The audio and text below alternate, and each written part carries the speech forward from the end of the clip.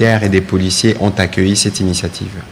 Mais vous pouvez imaginer, déjà les sessions de formation sont gratuites et aussi la difficulté, ce n'est pas un secret, la difficulté d'accéder à des formations de qualité au regard des coûts, au regard du taux de chômage. Nous connaissons les camps militaires. Aujourd'hui, on a tendance à présenter les enfants des militaires comme les enfants qui sont des turbulents, les enfants qui sont dans des registres qui ne sont pas assez recommandés. Bref, ils font un gros lot de désœuvrés. Et aujourd'hui, quand nous avons annoncé cette activité-là, je vous assure, chers amis de la presse et Excellence Patrick, et nous attendons, hier même, nous avons été accompagnés, je ne sais pas s'il est dans la salle là, nous avons bénéficié de l'accompagnement des présidents des enfants de police, parce qu'ils sont organisés, ils ont les structures qui les encadrent. Il y a les enfants des militaires qui sont conduits par une brillante dame, je ne sais pas si elle est là. Et puis aussi, il y a les enfants des policiers qui sont conduits par un brillant garçon qui sont en train de... J'ai même été surpris de voir qu'eux-mêmes, ils ont commencé la campagne aujourd'hui parce qu'ils m'ont fait suivre les images qui sont passées aujourd'hui sur la RTNC, sur une tranche de télévision. Ils sont passés eux-mêmes déjà pour annoncer, ce qui fait voir tout l'intérêt que cette couche de la population l'apporte. Mais au-delà de tout cela, et ça renforce finalement le système de formation de notre pays parce que vous savez, mon ministère aujourd'hui est en train de se livrer à une démarche qui consiste vraiment à valoriser le métier, à démontrer que ce n'est plus une affaire de récupération des gens. Moi, j'étais étonné quand je me suis retrouvé dans le camp avec des préjugés que nous avons toujours de considérer que les enfants des militaires sont des gens qui n'ont pas étudié ou des policiers. Mais moi, j'ai trouvé les enfants bien éduqués, bien formés, peut-être en cours de formation, ils n'ont pas pu arriver à terme. Mais bien, ces formations-là viennent vraiment, et ça a été vraiment accueilli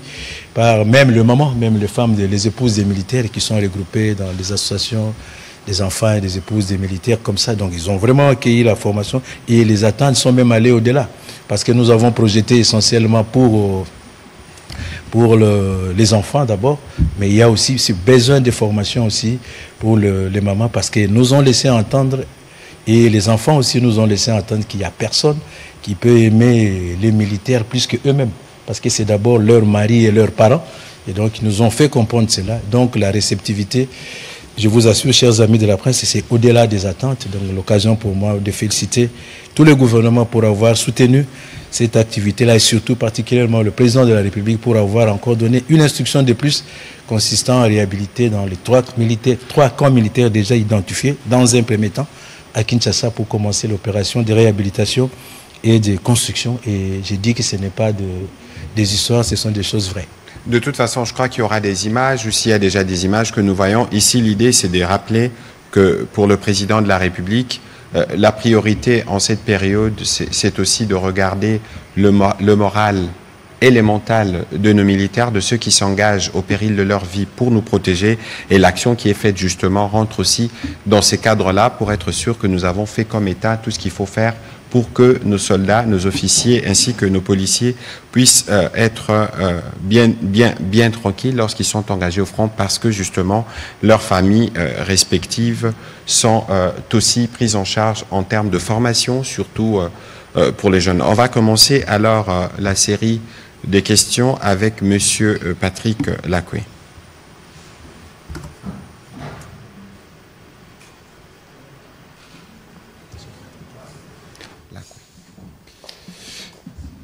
Excellence, merci pour la parole.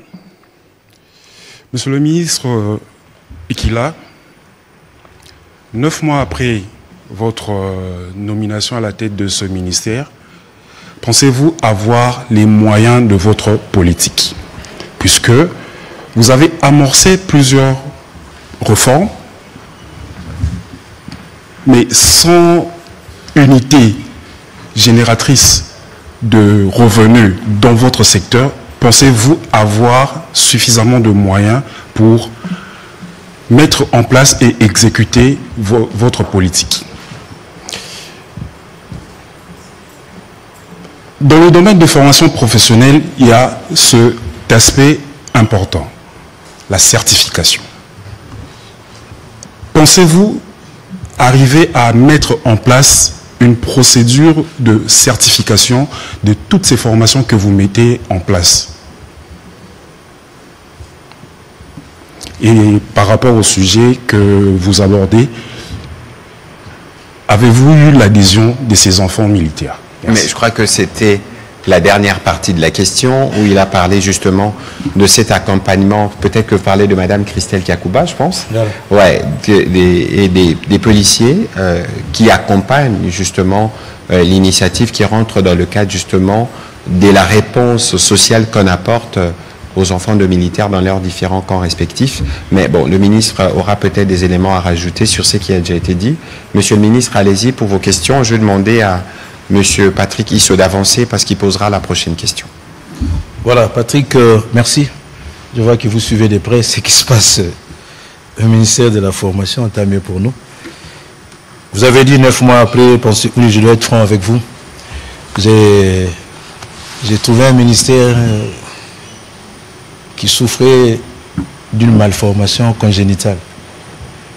Je voudrais m'expliquer, c'est-à-dire que le ministère est issu du démembrement du ministère de l'enseignement primaire, secondaire et technique.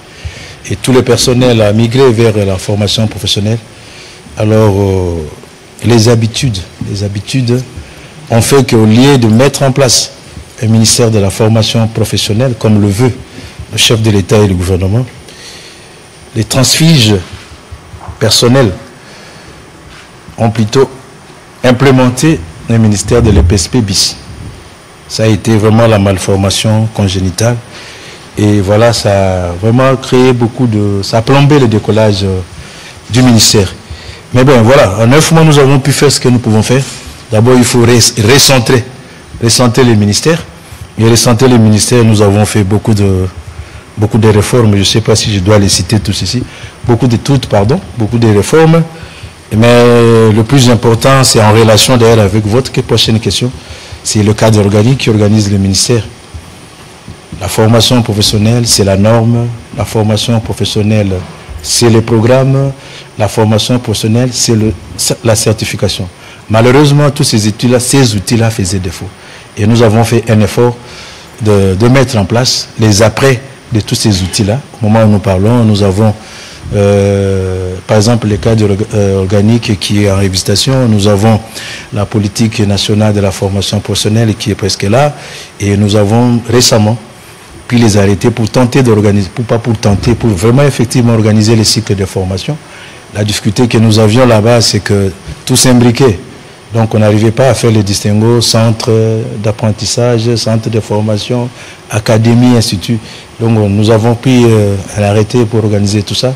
Nous avons pris également un arrêté pour doter les ministères, pour finalement avoir cette formation professionnelle-là, élaborer les normes, le référentiel. C'est un travail que nous sommes en train de faire.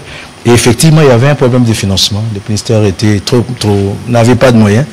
Et récemment, nous avons présenté un dossier. Je remercie tous les collègues du gouvernement qui ont compris la pertinence du dossier que nous avons présenté. Maintenant, nous allons mettre en place une commission qui va démarrer incessamment, justement, qui va réfléchir, il va prendre beaucoup d'entités susceptibles de dégager une quantité dans leurs revenus pour dégager, reverser dans la formation professionnelle, parce que dans la volonté du président de la République, de la troisième réunion du Conseil des ministres, il nous a instruit de réfléchir sur la gratuité de la formation et nous pensons que passer par là, ce sera un début de réponse. Donc voilà. Et pour la certification, je crois l'avoir dit, nous sommes en train de faire la révisitation du cadre organique justement pour insérer une direction de certification et qu'on va faire avec la FEC, la FEC, avec qui nous allons signer bientôt un protocole d'accord pour régler ces questions-là. Et s'agissant de j'allais aussi dire le profil des formateurs, hein, c'est aussi un grand problème que j'ai trouvé au niveau du ministère. Nous sommes en train d'y travailler. Aujourd'hui, j'ai une très longue réunion, depuis de 2 heures avec c'est la 1e réunion que je puisse tenir pour que nous soyons en mesure de régler ces questions-là. Et l'adhésion, le ministre de la Communication a dit, l'adhésion est plus au-delà de nos attentes. Au-delà de nos attentes, j'ai dit tout à l'heure, je bénéficie déjà de l'accompagnement, hormis le chef de l'État lui-même au plus haut niveau du gouvernement. J'ai cité le ministre, le VPM Défense et le VPM Intérieur. Et pour ceux qui vont voir les images, je suis passé au camp Kabila, j'ai été reçu par le numéro 1 du camp. Et au camp Kokolo, j'ai été reçu par le CFMG adjoint chargé de l'administration et logistique et qui m'a mis en charge du général chargé de service d'éducation au niveau de la formation. Et la même situation, nous l'avons trouvée. Il y a d'autres camps qui continuent de nous appeler et qui disent « mais vous êtes passé chez les autres et vous n'êtes pas venu, pourquoi ?» Et même aujourd'hui, j'ai reçu encore d'autres. Maintenant, il y a des corporations au nom des libertés d'association. Il y a des corporations maintenant qui se créent.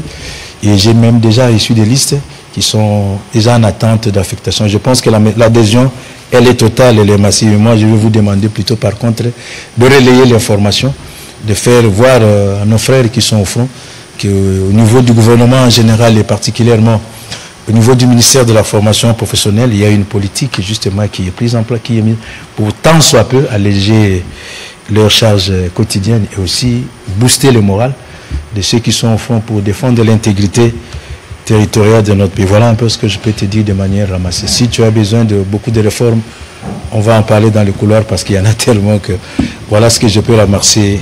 Ben, de toute façon, le sujet de la formation professionnelle est un sujet pour lequel nous tous, nous devons véritablement nous approprier parce que, point n'est besoin de rappeler que des pays comme la Suisse, 70% de son personnel est issu justement du circuit, des différents circuits de formation professionnelle et que, au regard, loin d'ailleurs des préjugés, lorsqu'on regarde le ministère de la formation professionnelle, c'est un des ministères le plus importants lorsque vous regardez la masse des jeunes femmes et hommes qu'il faut former en République démocratique du Congo, au regard, au bien au-delà justement de la formation classique de l'école, de l'université, la formation professionnelle s'impose en véritable réponse pour des formations qui peuvent être certifiées, qui peuvent permettre très rapidement à des compatriotes d'apporter aussi leur part de contribution dans les combats collectifs. On va prendre les questions de M. Patrick Issot. Merci, Monsieur le Ministre, pour la parole nous accordée. C'est Patrick Issot pour le compte d'Over Pâturage Télévision. Mes questions s'adressent à Monsieur le Ministre de la Formation professionnelle. Lors d'un récent Conseil de ministres, Monsieur le Ministre, il a été évoqué la nécessité de revoir le cadre juridique de votre ministère, qui est la formation professionnelle, dans un dossier de réforme que vous avez vous-même présenté. Est-ce qu'on peut en connaître davantage? Pouvez-vous nous dire de quoi il est véritablement question? La deuxième question, Monsieur le Ministre, nous avons constaté que votre ministère collabore beaucoup plus avec les privés. Qu'en est-il des institutions de l'État aujourd'hui, quand nous parlons de la formation professionnelle? Qu'en est-il de la construction des infrastructures de l'État congolais? Merci, Monsieur le Ministre. Merci beaucoup, Patrick. Ça fait longtemps qu'on ne s'est pas vu là. Je suis heureux de te revoir. Nécessité, je dis, il y a plusieurs réformes. Nous avons essayé de donner le maximum de nous-mêmes pour, tant soit peu, donner du corps, donc créer une nette scission entre le ministère de l'EPSP et le ministère de la formation professionnelle. Et je crois que je suis en mesure de le dire en toute modestie. Vous suivez l'actualité, je crois que depuis mon avènement, il n'y a plus cette guerre-là entre les PSP et la formation professionnelle. Je crois qu'il n'y en a plus. Parce que justement, nous voulons vraiment tracer une nette distinguo entre les deux ministères. Et ça, il s'agit vraiment parmi tant d'autres réformes que nous avons entreprises. Le cadre juridique, c'est-à-dire le cadre organique. Je disais à l'entame que le ministère héritait d'une malformation congénitale issue de la scission de deux ministères. Les amis qui sont venus de l'autre côté voulaient reproduire. Là-bas, vous avez l'inspection générale. Ici, il faut avoir l'inspection générale. Là-bas, vous avez des provèdes. Ici, il faut avoir des provèdes. Là-bas, vous avez des IPP. Ici, il faut avoir des IPP. Alors, nous, d'abord, nous voulons créer notre identité. C'est-à-dire avoir les appellations qui sont spécifiques à la formation professionnelle. Ce matin, je faisais une blague à mes provèdes. Je disais, mais si vous êtes deux provèdes en cours de chemin, un de l'EPSP et l'autre de la formation professionnelle, un belge, je vais donner 100 € à un provède, 10 provèdes qui va aller. C'est comme pour dire qu'il faut créer une nette distinction entre les deux ministères. Et aussi insérer les directions qui font défaut. Aujourd'hui, à la demande du président de la République, il se tient déjà au niveau du ministère de la formation professionnelle l'épreuve nationale de fin d'études professionnelles, NFEP. Et malheureusement, les statistiques ne sont pas là. Or, le ministère de la formation professionnelle, comme le disait Patrick, mais c'est le ministère qui doit être à la base du développement de ces pays. Dans notre pays, nous avons, par exemple, j'aime toujours le dire, nous sommes un scandale géologique. Moi, j'aime plus dire un scandale minier. Mais combien d'hommes de métiers de mine connaissez-vous, Patrick, grand journaliste que vous êtes? Il n'y en a pas. Dans notre pays, nous produisons la matière première, mais nous ne produisons pas la main-d'œuvre qui va avec. Et même quand le chef de l'État dit, premier engagement, 6 millions d'emplois. Mais la base, c'est la formation professionnelle. C'est anormal dans notre pays, nous avons des emplois réservés aux Congolais, alors des petits métiers, des métiers de chaudronnerie, de maçonnerie, de carrelage, mais que lorsque les Congolais vont se présenter dans ces multinationales, dans ces sociétés multinationales, on leur dit que la compétence n'est pas là. Justement, il y a ces cadres-là qu'il faut défendre. Et le cadre qu'il faut défendre, essentiellement, c'est l'unicité des programmes. Aujourd'hui, chaque centre donne le programme selon son concepteur, il donne la formation. Nous voulons travailler à l'unicité. Et surtout les cadres, j'ai parlé de la norme. Vous entendez parler, on dit il faut faire ceci selon la norme européenne, n'est-ce pas? Mais nous n'avons pas la norme congolaise. En République démocratique du Congo, je vois, j'aime toujours dire aux amis, aux collègues, que j'ai dit c'est moi le patron de tout le monde, parce que là, tel que nous sommes là, il n'y a que de la formation professionnelle. Les micros, l'estrade, les caméramens, les projecteurs, c'est la formation professionnelle. Mais quelle est la norme au Congo pour que nous disions, voilà, nous pouvons vous considérer comme un caméraman professionnel si vous respectez telle norme? Il n'y en a pas. Donc chacun, voilà pourquoi nous avons pensé la plus grande réforme, ou le plus grand aspect dans la réforme de ce cadre organique, c'est vraiment d'insérer le service de certification et puis de suivre les statistiques pour le placement. Aujourd'hui, dans notre pays, nous avons l'ONEM. Et l'ONEM, c'est un outil par excellence qui doit travailler avec le ministère de la formation professionnelle. Mais il y a cassure totale. Cassure totale. Donc, nous sommes en train de travailler sur ces questions-là pour que, donc, noter, en retenant, en résumé, que donc, le cadre de certification, c'est ce qui fait défaut et nous devons le mettre en place. Et puis, vous avez dit, vous avez pleinement raison. J'assume, je travaille avec les centres privés, les centres dits privés, parce que là, le président de la République, de la deuxième réunion du Conseil des ministres, nous a instruit avec les collègues, le secteur de l'éducation dans son ensemble, et sur l'éducation pour viabiliser le secteur. Mais le secteur de la formation professionnelle aujourd'hui, dans le cadre public, mais elle est presque, j'allais dire mais presque inexistant. Les responsables sont là. Quand je pose la question, citez-moi les centres viables. Ils disent excellence et c'est acceptable. Vous parlez français. Viable et acceptable, vous voyez la nuance, ils sont là. Et donc, voilà pourquoi nous avons dit il faut encourager le privé, le public à migrer, à suivre le modèle des privés. Parce que là, vous avez des profils de formateurs indiqués, vous avez les cadres viables et vous avez le matériel, l'équipement. Et la formation professionnelle, vous le savez, c'est plus l'équipement. Moi, je ne peux pas former un caméraman en faisant le dessin, puis ça s'arrête là. Non, il faut lui donner la caméra, et il voit tout ça. C'est ça, là. Et vous avez des centres de formation professionnelle, cette fois-là, chez Public. Auto-école, mais il n'y a pas un véhicule d'apprentissage là. Donc, nous sommes en train d'entamer ces réformes-là. J'ai initié des centres souterrains. On est en train d'identifier justement pour leur donner du contenu et leur donner, respecter la norme de formation, avoir les bons formateurs. Et je profite, vous avez dit les centres, justement. Voilà pourquoi nous avons même entamé cette grande politique de construction des centres de l'État. Parce que nous avons, excusez-moi, ces fiascos de la formation dans le secteur public, justement parce que l'État, j'ai dit, le ministère scindé, il fallait commencer. Je comprends, moi je salue l'ingéniosité de ceux qui avaient pensé qu'il fallait quand même que le ministère commence. Ils ont commencé comme ils pouvaient commencer, mais maintenant là il est temps de mettre de l'ordre et de nous rattraper. Et donc nous sommes en train d'exécuter un vaste programme du gouvernement, conçu par mon ministère bien entendu, pour d'abord la construction des grands instituts de formation professionnelle. Je disais chez tous nous ici, tout le monde dit centre de formation. Et pourtant, dans la formation professionnelle, il y a toute une catégorisation, une hiérarchisation des niveaux.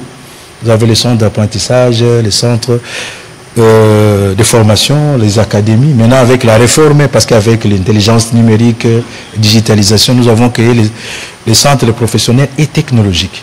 Donc, nous devons avoir tout ce matériel-là pour suivre. Donc, il faut construire le matériel, les centres de l'État. Donc, nous devons construire les moyens dans 17 centres. 17, quand je dis instituts, c'est-à-dire les niveaux les plus élevés de la formation. Et nous avons sur papier à peu près déjà 39 centres de formation à construire. Et l'idée pour moi, c'est que les centres qui nous aident tant soit peu restent au niveau des centres d'apprentissage et les apprenants qui vont sortir de là vont monter pour parfaire leur effort. Voilà un peu ce que je peux vous dire rapidement sur ces sujets. Alors, on va prendre la prochaine question avec M. Marlon Kachamou et puis ce sera Patrick Lokala. Bonsoir. Mes deux petites questions sont adressées au ministre de la Communication et Médias. C'est en rapport avec le secrétaire d'État américain, Ronny Jackson, qui participait à une audition. Le congressman américain. Le congressman américain, le secrétaire américain. Donc, qui participait à une audition intitulée, j'ai lu l'intitulé de cette audition, Métaux, minéraux et exploitation minière, comment les PCC alimentent les conflits et l'exploitation en Afrique. Vous êtes ministre de la Communication et Médias, mais également porte-parole du gouvernement. Quels commentaires pouvez-vous faire, parce que je suis sûr et certain que vous avez suivi religieusement ce qu'il a déclaré. Quel est votre commentaire? Ça, c'est la première question. La deuxième question, c'est en rapport avec la tenue du concert des solidarités Congo prévu le 7 avril 2025 à Paris, qui est menacé, vous le savez, par les réseaux rwandais. Vous, M. Patrick Mouyaya, comment réagissez-vous à cette situation? Parce que les Rwandais s'organisent même en dehors de leur pays pour contrecarrer tout ce que les Congolais font pour aboutir à des objectifs bien précis. Qu'est-ce que vous, à votre niveau, vous faites pour que nous, aussi Congolais, puissions contrecarrer cette menace des Rwandais? Merci. Alors, merci. Je veux commencer par la deuxième question. Vous avez vu, lorsqu'on a commencé cet exercice de redevabilité, on a parlé de Congolais Téléma. Et ici, moi, je voudrais plutôt saluer et féliciter nos artistes. Je ne voudrais pas considérer que c'est une réponse que nous avons lancée à la campagne Congolais Téléma, forcément, mais c'est une initiative qui montre dans le monde entier que les Congolais, comme nous aimons à les dire, peuvent s'élever et contribuer et se battre, contribuer à la fin de cette guerre avec ce qu'ils ont, avec ce qu'ils font. Et en l'occurrence, ici à la télévision nationale, nous avons régulièrement tous les samedis une tribune que nous organisons désormais pour les artistes qui apportent de leur voix pour que nous puissions, sur le plan culturel, utiliser la puissance de nos mots, la puissance de nos talents pour que nous puissions manifester notre soutien et notre solidarité à nos compatriotes qui sont directement affectés par les aventures rwandaises sur notre sol. Ça, c'est un premier point. Dans un deuxième point, il faut ici noter, d'après mes échanges avec, que ce soit avec Charles Dabou ou Elvis Adidiema, qui sont derrière l'organisation de ces grands événements, il y a eu des concertations. Des concertations d'abord avec les artistes qui ne sont pas spécialement des artistes congolais, parce qu'on parle de noms comme Angélique Kidjo, qui veulent s'associer à cette initiative de solidarité et qui n'est pas du tout à politiser, des artistes qui veulent se mobiliser pour venir en soutien à un peuple meurtri. Donc vous voyez déjà que l'initiative, le fondement de l'initiative est louable. Mais ce qui politise justement cette idée qui ressort justement de l'initiative des artistes congolais, c'est l'attitude du Rwanda qui veut transformer un événement de solidarité en un événement politique. Nous, en République démocratique du Congo, nous ne sommes pas des négationnistes. Nous ne sommes pas des négationnistes parce que la peine qu'a connue les Rwandais à travers les génocides des Tutsis et des Hutus modérés est une peine que nous avons partagée depuis des années. Et je ne pense pas qu'il y a un seul pays au monde qui a payé le prix des conséquences de ces génocides comme la République démocratique du Congo. Parce que c'est depuis ces génocides que nous sommes rentrés dans un cycle permanent de violence qui, cette année, pourra totaliser 31 ans.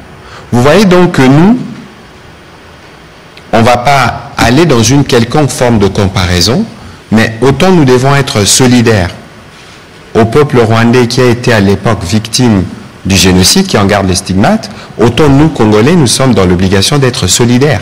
Et cette solidarité ne devrait pas être à géométrie variable pour de tels événements. Donc c'est malsain pour ceux qui, du côté du Rwanda, ont pensé qu'ils peuvent politiser un événement de cette nature.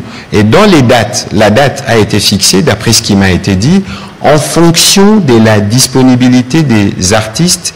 C'était la première date après la célébration du Ramadan, parce que certaines de nos stars sont musulmans, donc il faut respecter cette période. Et donc, vous voyez d'abord que tout ça doit être dit, et tout ça on doit un peu sortir le côté politicien à tout prix dans une initiative qui est citoyenne. Sur l'autre volet de votre question, le concert, il doit se tenir. C'est un concert de solidarité. Et je ne pense pas que les autorités françaises peuvent s'opposer à la tenue d'un concert de ce genre.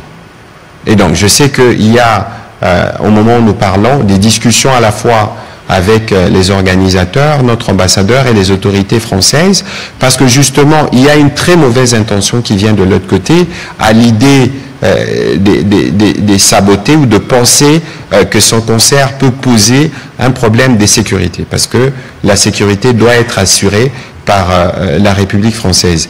Ici, il faut considérer que le communiqué que nous avons vu de la mairie n'engage pas la France. Il ne faut pas oublier non plus que c'est la préfecture, parce que la mairie s'adressait à la préfecture. Je ne connais pas très bien exactement comment fonctionne l'administration de ce côté-là, mais il est évident qu'ici, c'est la préfecture, en fonction des éléments de sécurité, qui va apprécier et donner une décision.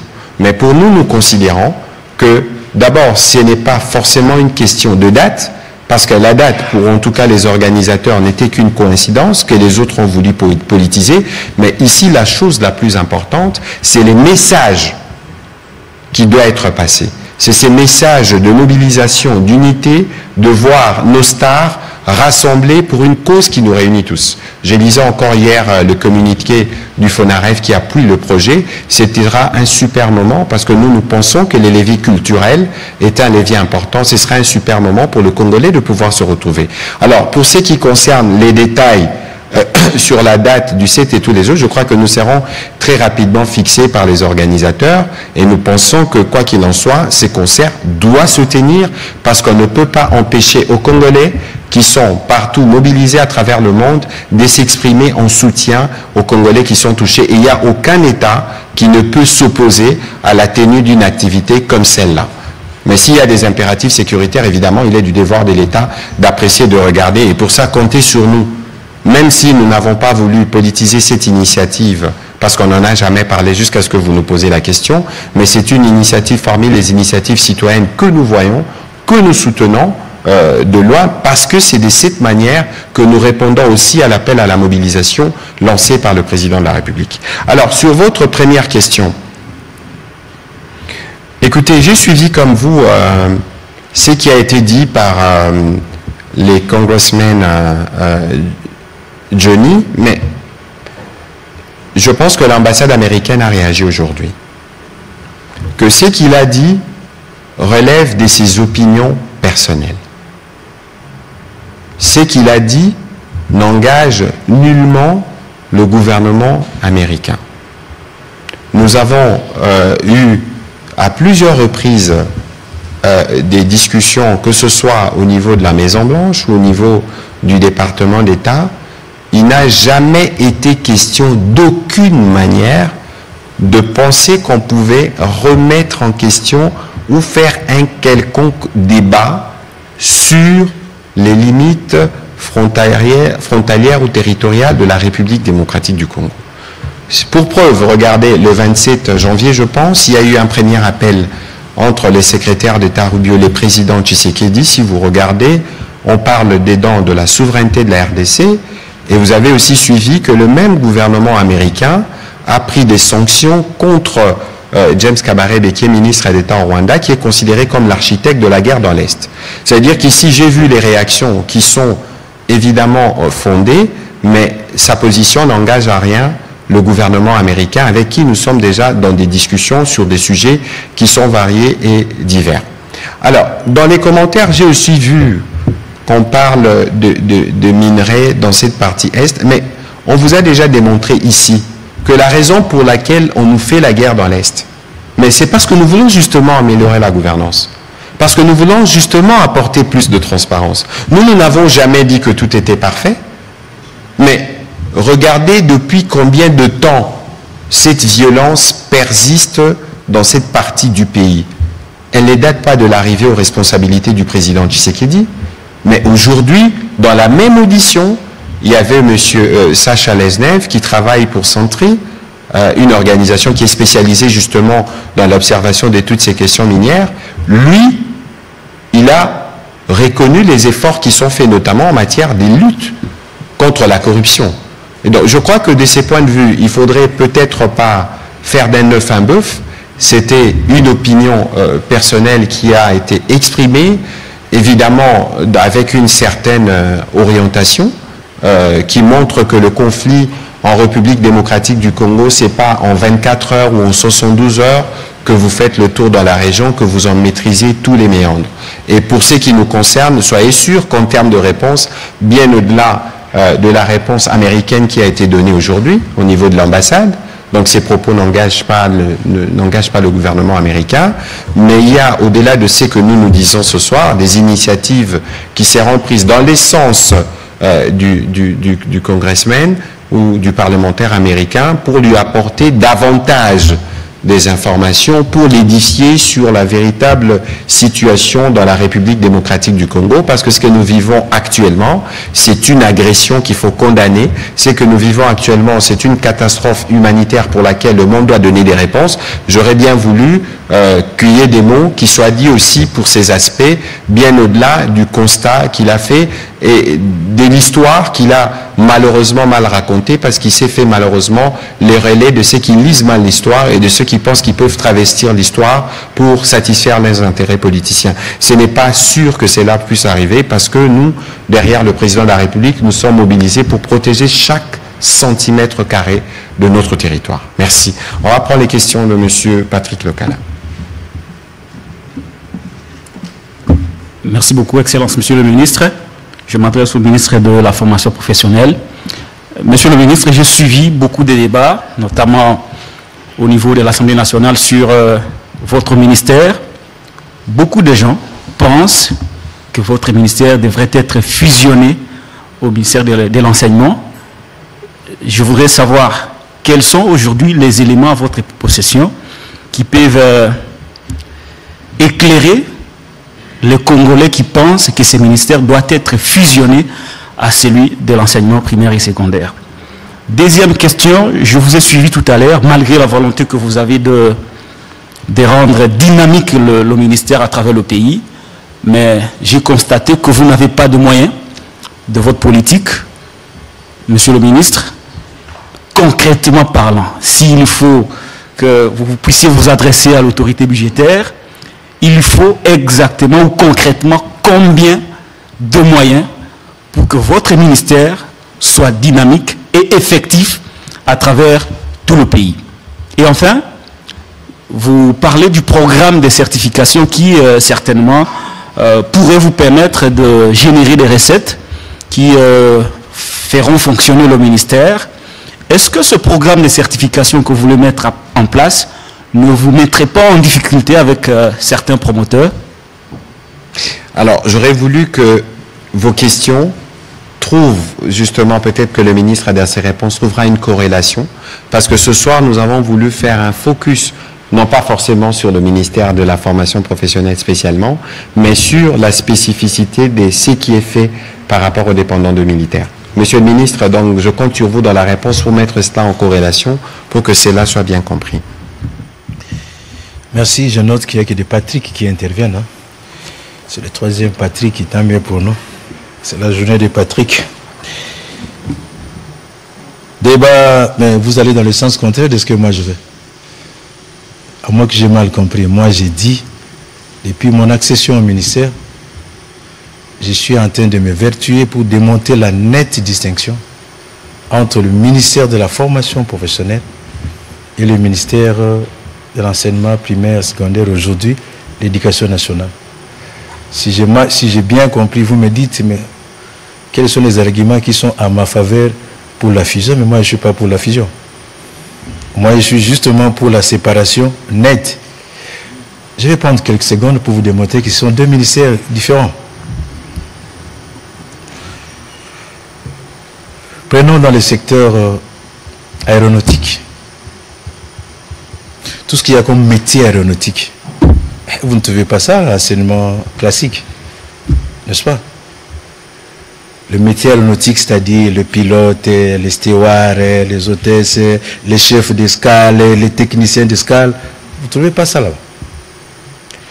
Quand je prends dans le secteur foncier, je prends les arpenteurs, les agronomes, les géomètres. Vous trouvez ça où? Restons dans cette salle, les caméramens, les régisseurs d'antenne, comment on appelle ça, les éclairagistes, excusez-moi si j'ai... Voilà. Ouais, éclairagiste. Voilà, vous ne trouvez pas ça là-bas. Je vais dans le métier, dans un secteur que je connais assez bien, le métier aéroportuaire, les grutiers, les gens qui doivent transporter le matériel du bateau vers les entrepôts, vous les trouvez où? Vous les trouvez où? Je ne vais pas être prolixe dans le métier. J'ai parlé tout à l'heure de métier de mine. Les ajusteurs, les soudeurs, les chaudronniers. Vous les trouvez où? Vous les trouvez où? Vous ne restez que là. Sinon, je peux en faire toute une litanie. Si vous allez, par exemple, dans le secteur du tourisme, les guides touristiques, vous les trouvez où?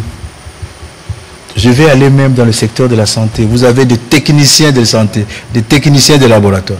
Les gens qui doivent nous réparer, comment on appelle ça, les microscopes, les IRM, les radios. Vous les trouvez où? Je comprends que, excusez-moi Patrick, vous représentez ceux qui pensent que la formation professionnelle, c'est maçon, carreleur, peintre, ça s'arrête là. Je constate que vous êtes encore dans ces... Je vous prie de vous repentir. C'est au-delà de ça. C'est au-delà de ça, excusez-moi mon ami. Donc la formation, c'est dans tous les secteurs. Si vous voulez comprendre la formation professionnelle, notez que dans chaque activité de la vie, chaque domaine de la vie, tous les métiers qui vont avec, c'est ça de la formation professionnelle. Je vais dans le secteur de la justice, cher au ministre d'État Moutamba. Mais les huissiers, les greffiers, vous les formez où? Vous les formez dans l'enseignement classique? La réponse est le non. Voilà pourquoi j'ai dit que je suis là, je veux mettre une nette distinction. Même l'armée, vous savez qu'on appelle ça le métier des arts. L'armée pour qui nous réunit aujourd'hui, Congolais Téléma. L'armée, on appelle ça métier des arts. Et donc, ce sont deux ministères. Et dans le cadre des réformes, d'ailleurs, je vous annonce que nous avons entrepris des démarches. Nous avons pu obtenir que dans ce pays, désormais, que nous puissions avoir ce qu'on appelle groupe thématique formation professionnelle à part, à côté de l'éducation. Nous avons pu aujourd'hui mettre en place un groupe interbailleur au niveau international, rien qu'à la formation professionnelle, rien à voir avec l'enseignement. Donc nous sommes aux antipodes. Vous êtes de ceux qui pensent qu'il faut fusionner. Moi, je suis de ceux qui pensent que ce n'est pas la même chose. Et avec le petit exemple ici, je viens de vous démontrer que ce n'est pas la même chose. Si je vais former un grutier, les gens qui sont au port, ils prennent le grue là pour descendre. Ce n'est pas l'enseignement, ni à l'ISTA, ni à l'IBTP, vous trouvez ça. Ce n'est pas là-bas. Donc il y a des enseignements spécifiques. Et la différence encore, les enseignements, je ne voudrais pas aller au niveau le plus élevé là, même s'il faut aller au niveau le plus élevé. Mais le niveau le plus élevé de la formation professionnelle, c'est Bac plus 2. Ça n'a rien à voir avec les 7 ans de la médecine, ou les 10 ans de la polytechnique. Donc ce sont des choses contrairement différentes. Vous avez parlé des moyens, cher Patrick, vous avez parlé des moyens. Quelle est la dynamique, tout ça. Mais oui, mais c'est pourquoi nous parlons de réformes. C'est comme ça qu'il faut saluer aujourd'hui le gouvernement qui se met en place. Et comme l'a dit le ministre de la Communication, le ministre Patrick, ces moyens-là, moi je n'ai pas dit que, j'ai dit que les moyens alloués par l'État, il y a le budget de l'État qui donne des moyens. Mais au regard de l'ampleur de la tâche, rien que l'équipement, mais la formation professionnelle coûte plus cher que l'éducation classique. J'ai visité un centre ici au niveau de Willery. Ils forment les gens. Mais pourquoi on a du mal à vous croire? Là, parce qu'ils sont dans... Ils doivent se repentir. Et donc, la formation professionnelle déjà coûte plus cher. J'ai un centre, je suis en train de me vertuer pour que son Excellence, Monsieur le Président de la République, l'inaugure au plus tard au 30 juin. Ce sont mes prières. C'est à Kolwezi, dans la commune de Dilala. Et là, nous voulons mettre essentiellement des métiers liés aux mines dans notre pays. Tu ne trouves pas ça dans l'enseignement classique, les mines. Tu vas trouver en géographie, la République démocratique du Congo, les mines, on te donne les points, on te dessine. Mais on ne te dit pas qui doit extraire. Tu les trouves où là? Et le métier là, nous ne l'avons pas chez nous. Et pour avoir un centre qui a les équipements qui doivent être... Vous voyez les gros camions là qui travaillent dans les mines. Rien que ces camions, un seul camion là, poser les prix. Et nous devons avoir ces camions là dans les centres. À la limite, l'air simulateur. Et donc, même l'enseignement professionnel coûte plus cher que l'enseignement technique. Plus cher. Rien qu'au niveau de l'équipement. Rien qu'au niveau de l'équipement. Parce qu'il faut des équipements appropriés. Voilà pourquoi j'ai dit, les budgets que l'État alloue, de loin inférieurs par rapport à nos besoins. Et je disais tout à l'heure, nous avons mis en place des mécanismes et cela va aboutir justement pour que ces secteurs puissent bénéficier de plus de moyens. Et je disais ici en rapport avec la formation des dépendants des militaires, non seulement qu'ils vont suivre la formation, mais ils doivent passer les épreuves qui sont encore organisées pour valoriser le métier qu'ils font. Ils doivent suivre le métier. Il ne suffit pas qu'ils fassent... moi, je n'aime plus parler de maçonnerie, tout ça. J'ai pris... attendez, je regarde Centre Nguia. Excusez-moi, Centre Nguia. J'ai mis combien d'enfants de militaires là-bas? Centre Nguia... voilà. J'ai mis 15 enfants de militaires là-bas. Qu'est-ce qu'ils font là-bas? Ils font l'installation web. Ils font les réseaux... Ils font l'installation web. Ils font la vidéosurveillance et contrôle d'accès. Ça, c'est de la formation professionnelle. Tu ne trouves pas ça dans l'enseignement classique. Et ces enfants-là, il ne faudrait pas qu'ils sortent comme ça. Nous leur décernons des titres. Et pour réaliser tout cela, il faut deux moyens. Donc nous voulons valoriser une couche sociale, non seulement parce que c'est en temps de guerre, c'est vrai la guerre, mais c'est le devoir de l'État, l'obligation constitutionnelle de l'État d'apporter l'éducation et la formation dans son ensemble. Vous avez également parlé des certifications. Non, je ne vais pas avoir de problème. Au contraire, je vais apporter des réponses. Je l'ai dit tout à l'heure ici. C'est un exemple que je donne toujours. J'en discute souvent avec la ministre Irène Sambo, si elle me suit. Les personnes vivant avec handicap. J'ai rencontré 2 apprenants issus des centres où on apprend le langage de signes. Des signes. Mais 2 qui ont fini le même niveau, ils se parlent mais ils ne se comprennent pas. Authentique. Mais justement parce qu'il n'y a pas ces cadres-là. Donc chacun fait ce qu'il veut, ce qu'il veut. Et moi, je ne veux plus que nous puissions avoir cela. Voilà pourquoi au début, je crois que c'était la première question. J'ai parlé, désormais, nous devons avoir la norme. C'est-à-dire qu'un enfant de militaire qui fait, par exemple, la vidéosurveillance, ici à Kinshasa, mais quand il quitte, quand il sort de ces centres-là, j'ai cité le centre Nguia, qui est effectivement un centre privé, mais il doit avoir la même norme dans son domaine avec l'enfant qui a fini en Afrique du Sud. Aujourd'hui, notre pays est adhéré à la norme africaine, mais nous-mêmes, nous n'avons pas notre norme. Voilà pourquoi nous mettons ces référentiels-là. Et donc, l'idée ici, c'est de démontrer socialement les réponses qu'il a. Je disais tout à l'heure, la formation professionnelle, c'est le ministère qui a les réponses à toutes les problématiques nationales de notre pays. Nous déplorons les embouteillages, n'est-ce pas? Quelle est la qualité des chauffeurs que nous avons mis au volant? N'est-ce pas? Formation professionnelle. Quelle est la qualité du chauffeur? Nous tous ici, nous disons, voilà, à Kinshasa, les routes, 2 mois après, Madofolo. C'est ça, non? Et tout le monde, la réflexion, surtout nous qui parlons français, c'est de dire, non, voilà, l'entreprise a détourné, le ministre a demandé la rétrocession. Mais moi, je pose toujours la question, quelle est la qualité de maçon que nous avons mis là-bas? Quelle est la qualité de ferrailleur que nous avons mis là-bas? Nous sommes tous les premiers à dire, ville de Kinshasa, vraiment, salité, nous le disons nous tous. Quelle est la qualité des éboueurs que nous avons produits dans cette ville? Monsieur le ministre, serez-vous en mesure de nous faire la liste de tous les métiers concernés par la formation professionnelle? J'ai jusque-là 229 filières. Je ne dis pas métier, j'ai dit filières. Et le travail continue. Et dans la ville de Kinshasa, nous venons d'assister récemment aux incendies à gauche. Combien de sapeurs-pompiers avons-nous formés? Formation professionnelle.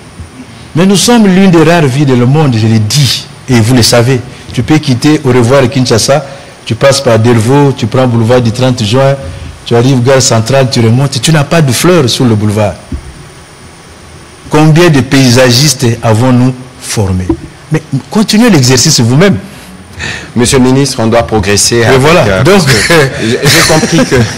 Donc, toutes les réponses au développement de notre pays ici, ça passe. Donc, c'est l'intégrant ministère de notre pays à aujourd'hui. Et nous remercions le chef de l'État de nous avoir donné cette place-là pour avoir l'énergie, n'est-ce pas, d'apporter les réponses. Mais, comme l'a dit Patrick, le ministre de la Communication, si on peut se recentrer aussi sur des questions des enfants de militaires, parce qu'on est là dans le cadre de la campagne Congolais Téléma.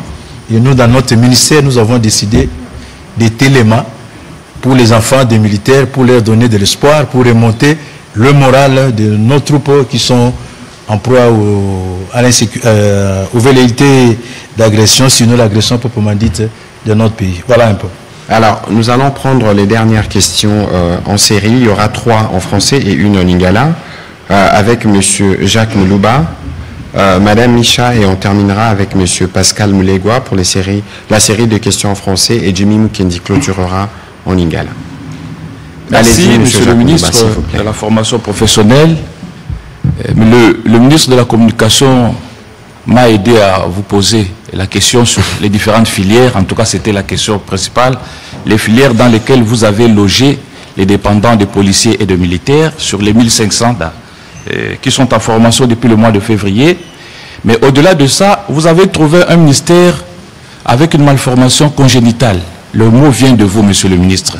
Alors, pour réussir votre mission, vous avez besoin d'un personnel qualifié ou d'un ministère qui vit en paix. Or, aujourd'hui, Monsieur le ministre, ce n'est pas le cas. Il y a des agents qui ont été recrutés par certains cadres qui réclament aujourd'hui être payés. Ça crée de la zizanie, peut-être au point d'entamer cette formation en rapport avec Congolais Téléma. Vous êtes au courant? Qu'est-ce que vous en pensez? Vous avez une solution? Et au-delà de cela, au-delà de ça, plutôt, il y a des agents qui doivent faire le travail. Ils sont à combien dans votre ministère? Puis ça fait débat. Il y en a qui sont venus de l'ancien ministère quand c'était fusionné ou quand c'était un qui vous suivent.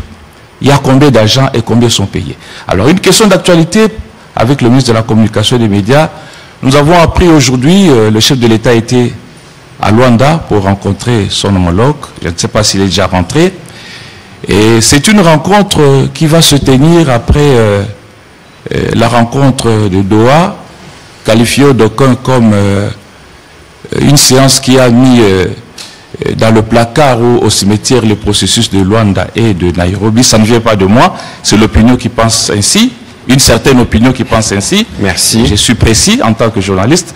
Alors, qu'est-ce que le chef de l'État est allé apporter comme message quand on sait que le 15 décembre 2024, le président Kagame ne s'était pas présenté à Luanda. Dernièrement, le M23 qui était attendu à Luanda ne s'est pas présenté. Et subitement, Doha a réussi à faire l'affaire. Et aujourd'hui, le chef se rend en Angola. Avec quel discours? Merci. Bon, écoutez, c'est une question d'actualité. Monsieur le ministre, permettez cette petite entorse. Bon, je pense que le ministre des Affaires étrangères angolais a fait une communication au terme de la réunion qu'il y a eu entre le président de la République et le président angolais, son homologue João Lourenço. Je crois que le président est déjà rentré à Kinshasa. Le président Lourenço, c'est le président de l'Union africaine. Le président Lourenço, c'est le président de l'Angola, qui est un de nos principaux alliés, pays voisins, avec lesquels nous avons des rapports qui sont historiques. Ce n'est peut-être pas le cadre de tout rappeler ici. Et donc, le président de la République, avant-hier, au cours de la réunion de l'EAC-SADC, il a eu l'occasion de rendre hommage à l'immense travail qui a été fait par le président angolais dans le cadre du processus de médiation qu'il a conduit, processus de Nairobi et Luanda, qui aujourd'hui sert de boussole. Il n'y a aucune institution internationale, aucune communication officiel qui ne s'est fait dans le cadre de ce qui s'est fait aujourd'hui pour le retour de la paix dans l'Est de la RDC, sans que l'on ne puisse faire mention à ce qui s'est passé à Luanda. Parce que Luanda reste le cadre de référence. Et donc, il y avait évidemment la nécessité pour les deux hommes d'échanger. Je ne saurais pas vous donner plus de détails sur leur rencontre par rapport à ce qui a été dit justement par les ministres des Affaires étrangères angolais. Doha, Luanda, il y a un trait d'union à tout ça. Les traits d'union, c'est qu'il faut qu'on arrive à la paix. Et je pense que nous aurons l'occasion de faire une séance où nous reviendrons beaucoup. C'est peut-être pas le briefing approprié sur la résolution 2773, mais aussi toutes les dernières décisions qui sont ressorties de tous les processus ou de tous les débats qu'il y a eu autour du retour de la paix en République démocratique du Congo. Et il y a une constante. Parce que nous n'avons pas que de droit dans le cadre de ce qui se passe chez nous avec cette guerre, nous avons aussi des devoirs. Et la résolution 2773, qui supplante plus ou moins toutes les décisions qui ont été prises dans ces cadres-là, nous recommande le dialogue. Et toutes les autres institutions nous les recommandent aussi. Et vous avez vu que même nos partenaires qui prennent des sanctions contre le Rwanda sont aussi dans cette optique parce que finalement, il n'y a aucune guerre qui ne peut se terminer sans qu'on passe par la case du dialogue qui aboutit à la paix. Et donc, il faut considérer que toutes ces initiatives se font dans ce cadre-là. Le président de la République, fidèle à son engagement pour le retour de la paix en République démocratique du Congo, a voulu, à travers toutes ces initiatives, donner la réponse congolaise à cette forme de devoir qui était le nôtre, en disant que nous connaissons, on ne va peut-être pas revenir sur les détails de toutes les composantes avec lesquelles ces discussions se font, mais c'est parce qu'il y a un objectif que nous devons atteindre. Et nous sommes dans un processus qui est justement très délicat. Le ministre tout à l'heure parlait des avions. Il y a une phase d'atterrissage, une phase de croisière et une amorce d'atterrissage. Peut-être que toutes ces initiatives nous plantent dans les décors d'une forme d'atterrissage. C'est une phase qui est délicate. Et dans cette délicatesse-là, il y a donc justement des choses qui doivent être faites pour faciliter les discussions qui doivent nous permettre d'aboutir. Il y a eu 5 comédiateurs qui ont été désignés. Il y aura un président qui sera désigné dans les jours qui viennent.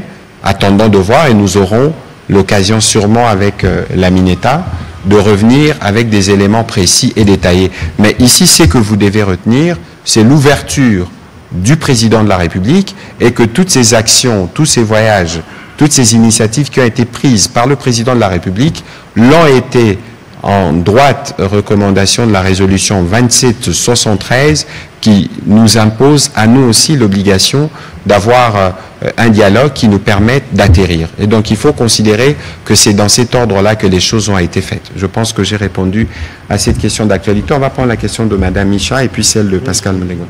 Ah, vous voulez réagir directement ou vous voulez réagir pour finir? Parce qu'on prend la série et vous terminez une fois pour toutes. Ah, ok, ça va. Oui, s'il vous plaît. Vous pouvez noter pour qu'on fasse un peu d'économie de temps. Madame, allez-y, s'il vous plaît. J'espère que vous n'aurez pas une question d'actualité. Non, excellent. Merci, Excellence. J'ai 3 petites questions. Je m'adresse au ministre de la Formation professionnelle. La première, quelles sont les conditions fondamentales Quelles sont les conditions fondamentales pour qu'un Congolais ou un étranger résidant ici au pays crée un centre de formation professionnelle? C'est la première. Après la formation, que deviendra le dépendant de militaire? Ça va? Et la dernière, est-ce que les dépendants de militaires qui ne vivent pas dans les camps, ainsi que les orphelins, ne sont-ils pas concernés? Merci. Voilà, merci. Monsieur Pascal Molégo, s'il vous plaît. Merci, je vais rester dans le thème du jour. Monsieur le ministre Ekila, vous affirmez ici travailler avec des privés, mais il se pose un problème des agréments. Qu'en est-il à ce jour? Parce qu'on vous accuse d'avoir fait exprès de dire sur les conditions. Aujourd'hui, peut-on attendre de votre propre bouche ce qu'il en est exactement? Et puis, la seconde question, c'est toujours à ce sujet. Il y a beaucoup qui estiment que la commission mise en place au sein de votre ministère pour travailler sur les dossiers des promoteurs souscripteurs traîne. À quand finalement l'octroi des agréments? Car c'est une question assez préoccupante tout de même. Merci beaucoup. Monsieur le ministre, vous pouvez y aller avec vos réponses. Merci beaucoup. Je suis l'ordre. Jacques, je te salue, ça fait longtemps que je ne te vois plus. Heureux de te revoir. Vous grignotez le temps, monsieur le ministre. Les filières, je vais vous donner à titre indicatif et pour le centre, parce que je disais, dans la première phase, il est question de déployer 1200. Et jusqu'aujourd'hui, on en a déjà déployé, excusez-moi, je vais être précis, on en a déjà déployé, jusqu'au moment où nous parlons, on en a déjà déployé 300, pardon. Donc je vais vous donner à titre indicatif, parce que c'est à la fin qu'on pourra tout, parce que chacun est libre de choisir la filière, donc il est libre. Des fois, on peut proposer, mais la personne vous dit non, je voudrais ça. Il y a tout cet équilibrage-là qui est en train d'être assuré. Mais d'emblée, je vais vous citer la menuiserie. J'ai parlé de paysagistes ici, il y en a, agroalimentaire, transformation de déchets en dalette, il y a l'informatique, il y a l'électricité, l'hôtellerie, mécanique, construction, plomberie, numérique, restauration. Je vois la secrétariat des directions. J'ai parlé tout à l'heure là du développement web, secrétariat, installation. C'est juste à titre indicatif. Merci d'avoir posé la question sur la problématique du personnel. Je pense que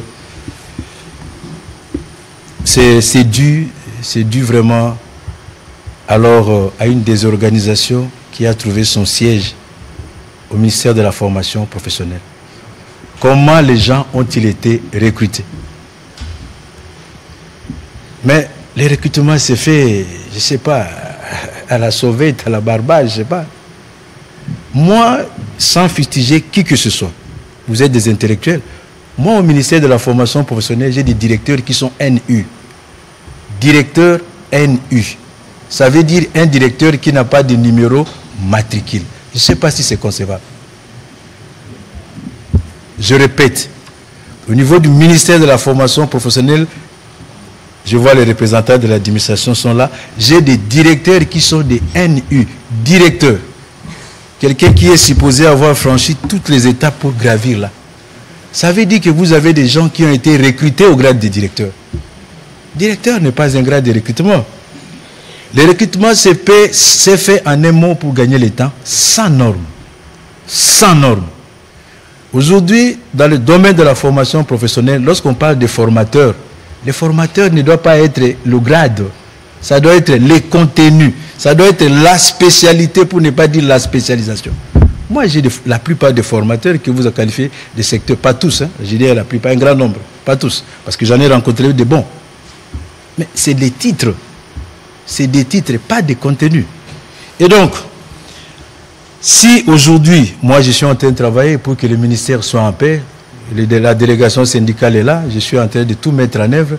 Au moment où je parle, j'ai approché le VPM fonction publique, direction pays, budget. Aujourd'hui, je crois qu'on est en train de normaliser les numéros, qu'on appelle ici, les NU, mais déjà payés. On est en train de régler les problématiques. Et c'est le ministère de la fonction publique qui gère le personnel de l'État. Ce n'est pas le ministre sectoriel. Et vous voyez le grand effort, le grand travail qui est fait par le VPM Liao pour produire la cartographie, numériser tout ça. Et les gens qui sont là, ce sont ceux qui sont en ordre ne s'agitent pas. Ceux qui sont en ordre ne s'agitent pas. Pourquoi les autres s'agitent?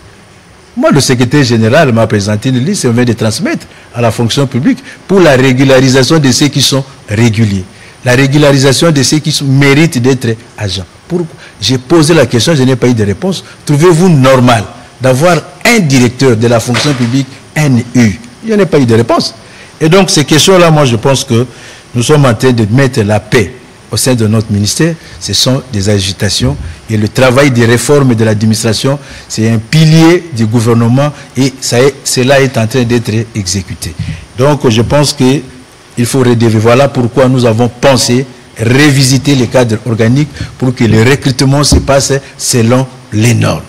Et donc sous ça, je pense que, merci d'avoir posé cette question-là. Le ministère de la formation professionnelle aujourd'hui, c'est un ministère qui est en paix. Les NU sont en train d'être régularisés.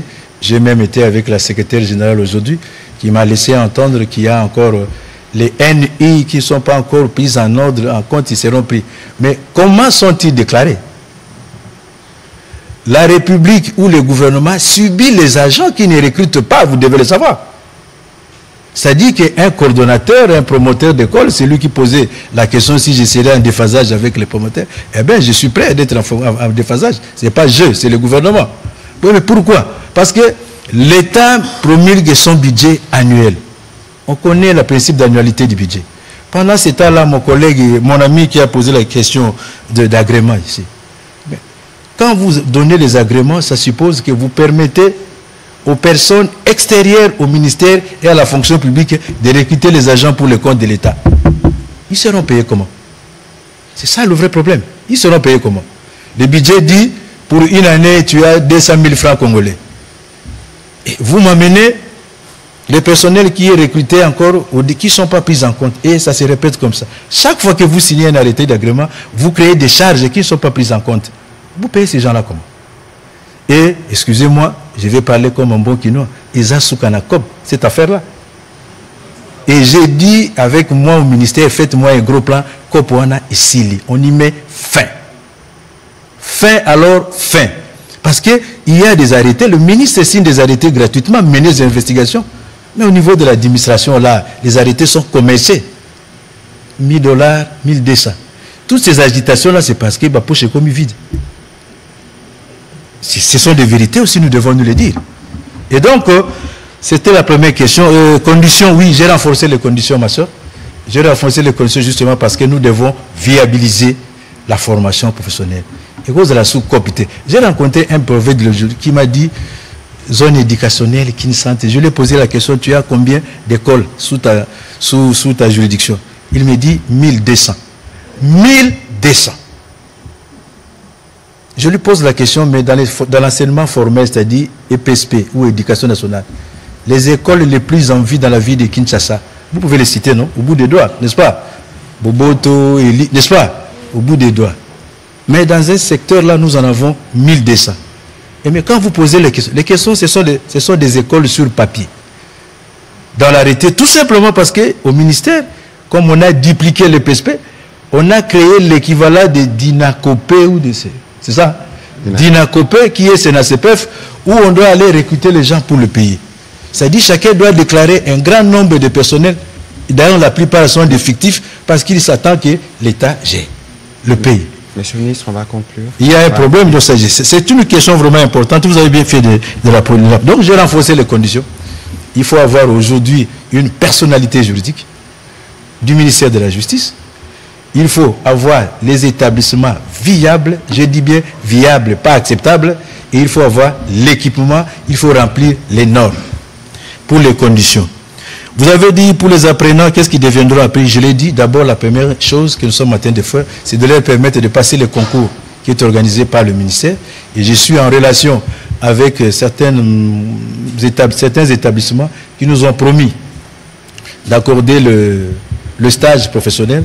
Pour certaines filières, ils vont faire le stage professionnel et pour d'autres, directement, ils seront dans l'auto-emploi. Donc, ils vont se prendre en charge. Il en est de même pour ceux qui sont en dehors des camps parce qu'ils sont organisés, je l'ai dit ici, les enfants des policiers, ils ont leur président. Ils ont leur président et les enfants des militaires, ils ont leur présidente. Et les mamans aussi, elles sont réparties dans 2 ou 3, 4 associations. Mais il y a une harmonisation, notre synchronisation qu'on va faire. Donc, il y a cette logique-là. Et puis, les agréments, je crois avoir répondu. Donc, j'ai renforcé les conditions. La commission vaut son pesant d'or. Parce qu'il faut mettre de l'ordre. COP, Ligablo, terminé. Merci. Jimmy Mukendi pour la question en lingala, s'il vous plaît. Merci, Excellence Mouyaya, pour la Maloba. Jimmy Mukendi, pour la compte. ya Kanbe News. Ministre Kila, il y a une question par rapport il y a Bana et Basoda au Bozali ko formé professionnellement. Ils ont une initiative à Malamou autant que les loyaux ko mobiliser pour te battre qui soda autant que les jeunes Congolais. Il faut bazala ébeler la formation professionnelle pour te répondre à la main d'œuvre au bâtir que na ba India ba ko yiba bisolelo. Après formation au Bozo Pesabango, est-ce que esprit moko topé projet encadrement ezali pour orienter bango na société pour bazala utile pas baté bayo ko la vélo na théorie il faut pédaler pour vélo et tambola pour bazala na marché topé bakota malamu. Question mi balé na ministre Patrick Mouyaya Congolais téléma campagne ya kitoko mais ba Congolais ba komi ko télémelana, c'est-à-dire et outil na ngaité na union sacrée to remarquer yango ils allaient na batu mususu pour les mêmes objectifs na campagne ya Congolais téléma bazali ko beta misusu ba misusu bazali na discours ya union ya kosangisa.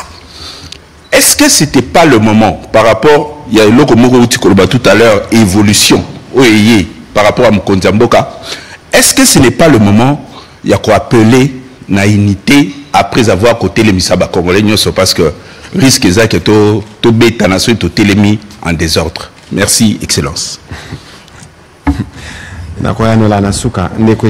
Merci beaucoup Jimmy, je te salue, ça fait longtemps. Je crois qu'il a répondu à qui après formation au moment qu'ils ont la filière d'abord tu tikeli mutu na mutu liberté après la filière ya Monica Rosana habile il y a quoi apprendre rapidement na hôtel Kolobaki tozo qui ba disposition en amont pour qu'ils aient quelques maisons bah d'abord les stages professionnels. C'est ce qui fait aussi dépôt. Mais aussi au Ebi Kenambo Cannabis tozo na ba structure belé accompagnement ya ba projet ba jeune. Anadek, Fogek, vous connaissez toutes ces structures là. Et nous avons mis en place, tout en place avec, au sein du gouvernement, ils ont même d'instructions. Le Premier ministre a Pesaki, après formation, il y a Banawana, total à Bao, projet. Et puis, il y a un ministère de la formation professionnelle. Nous avons souvent au Lobalikam. Nous avons déjà un centre Mogo. Ils ont Tongama, ils ont ça, mais ils ont ça déjà. Sauf que nous avons un centre CDR Moussala. Dans le cadre d'un projet qui n'emploie. Bah former, bah la question Moussala, bah financer le projet non. Et je crois qu'au jour d'aujourd'hui, Nazana directeur, je crois qu'on a formé déjà plus de 1200 jeunes et financé les projets. Il faut même un journaliste. Bazali. Donc sans trésor Tongama, mais sans trésor fonctionner déjà. En soft comme on dit. Et donc bah projet on est allé, ça dit bah non bah aux anaba. Ceux qui moutabimine est maçon, tout ça qu'on s'organiser. Bazo ba kit na bango ya sortie soga bimi médusé tozo ko s'organiser ba bazo kenda par exemple net ba surveillance ba tout ça ba santé ba kenda ba formation ils a même na misusu ba kenda ba filière aéronautique basé ko la pena avion ezaka pilote té avion za marambebele et puis en résumé pour gagner le temps et donc baza pena ba stage professionnel basé un mécanisme et un financement à projet. Et je dis sincèrement, ils ont vraiment une recommandation en plein conseil, il y a Premier ministre. Donc nous allons travailler, ministère de la formation professionnelle, avec l'institution, nous surtout au besoin appuyer l'accompagnement, parce que nous surtout à même talenté, et commission, ils sont déjà opérationnels. Voilà un peu ce que je peux dire rapidement, Jimmy, la question là. Voilà, Jimmy, je crois qu'il y a Neza Kamoko. Côté les Mao Congolais, il faut battre les manasima Mokonzi Mboka na mapinga. Eza côté les ma pour na ko bunde l'école. Eza côté les ma pour na ko battre l'école. Mokonzi Mboka si alobaki que tokosala o tobengi gouvernement d'union nation. Je crois que directeur de cabinet à conseil spécial ayambaki bapandisango o alimbola ki musala ndenge ko salama. Awa ya motuya o ifoto yeba eza nini.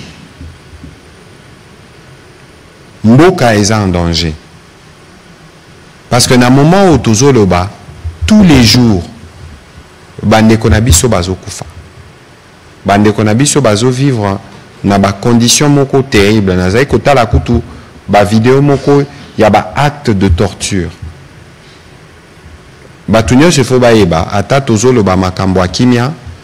Mais la paix ne sera, la justice ne sera pas sacrifiée pour la paix. Ça veut dire que bao nyo solelo, oyo bazako poser ba acte, yamabe bisika bazali. baebake ndeto bana lopoto tozo documenté baebake bomona ki procureur à CPI payaki awa na biso moko na système judiciaire ou ya biso civil pe militaire nyonso eza documenté kasi pona kozongela na mutuna na yo na kokota te omoni biso moko tolingaka pe komema moko mwa koswana na biso mwa polémique parce que il faut pas oublier ndeko Jimmy Mukendi toza na contexte moko démocratique mais démocratie ngo moko pe ndenge tosalela rango nga na mitunaka parce que botala na bamboka nyonso ya mokili l'herbe yokaka ke la patrie est en danger l'herbe yokaka ke intégrité territoriale est menacée batu nyonso babosanaka ba couleur politique na bango bayaka balobi biso nyonso muto asimbi bendele ya liboso eza président Félix Antoine Tshisekedi toye na sima